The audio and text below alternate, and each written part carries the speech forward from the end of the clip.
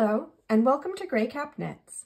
Today, I'll be showing you how to work the Kitchener stitch, which is a grafting stitch that you'll often see on the toes of socks to give you a nice, clean seam. Now, the Kitchener stitch mimics a normal stockinette stitch, and you'll work it across 2 parallel needles that have the same number of stitches on each one. In this case, I have 10 stitches on each needle. So you'll hold your 2 needles parallel, and you'll want to make sure that you have a tail that's long enough to work through all of those stitches. So make sure it's about 4 times as long as the width of your project. Now, to start off, you're going to have to do 2 setup stitches. The first is to slide your needle through the first stitch on the front, purlwise, and pull it all the way through.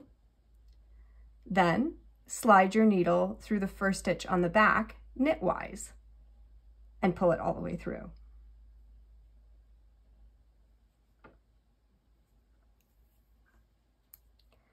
Now from here on out, it's a pattern that just repeats itself all the way to the end of your project. So you'll work the first 2 stitches on your front needle. You're going to slide through the first stitch knitwise, and you'll knock it off your needle.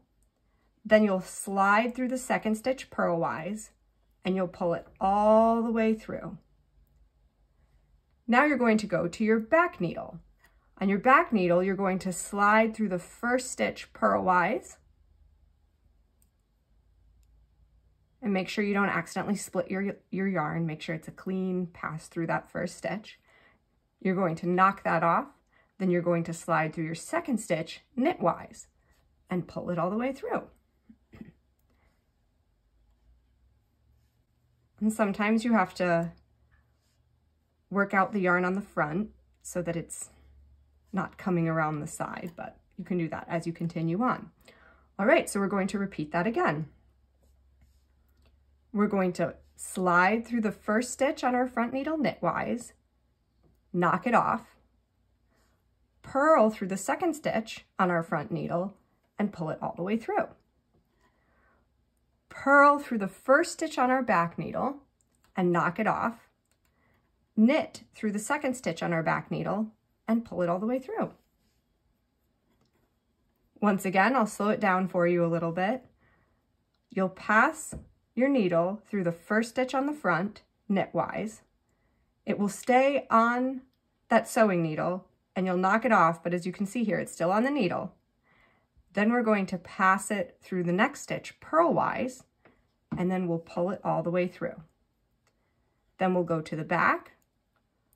We'll pass it through purlwise on the back needle, knock it off, but you can see that it is still on your sewing needle. Pass it through the next stitch knitwise and pull it all the way through. Now, some people, when they're working this stitch, they'll pass it through the first stitch knitwise, and they'll pull it all the way through, and then they'll knock it off, and then they'll pass it through the next stitch purlwise and pull it all the way through and leave it on. And they'll do the same thing with the back. They'll pass it through the first stitch purlwise, pull it all the way through, and then they'll knock it off, and then they'll pass it through the next stitch knitwise and leave it on. But I find that to be much more finicky. I think it's easier to get your yarn tangled.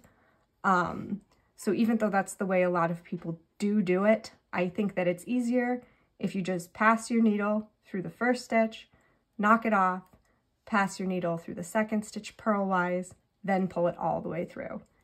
It just takes out a lot of the steps and makes it a much cleaner, smoother transition.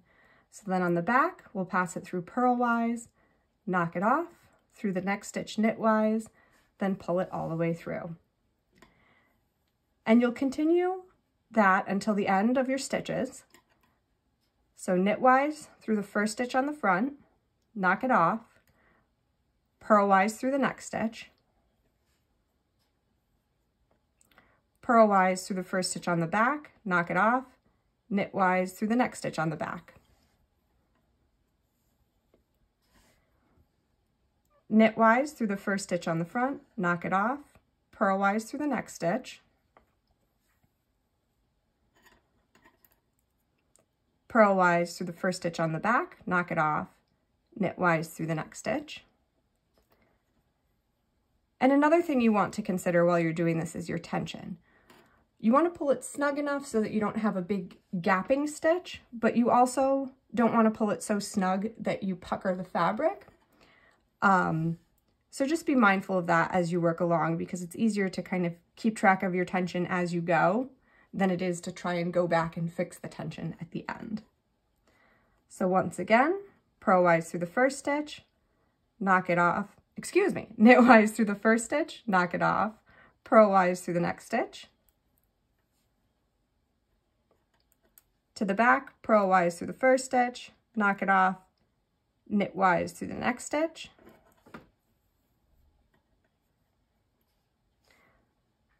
knitwise through the first stitch on the front, knock it off, purlwise through the next stitch, purlwise through the first stitch on the back, knock it off, knitwise through the next stitch.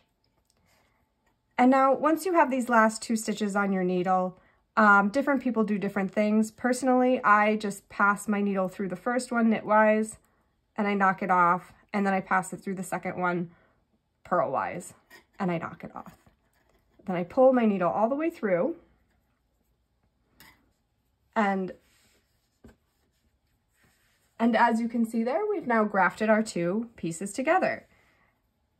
And if you look right here, that's where I showed you the step where you knock the stitch off and then pull it all the way through before you move on to the next stitch. And as you can see, it was a little sloppier. It didn't come out as smooth, whereas on this side, it's nice and smooth, almost invisible. And on this side, it's nice and smooth, almost invisible. So it's definitely something you have to get a little bit of a feel for, figure out what works for you.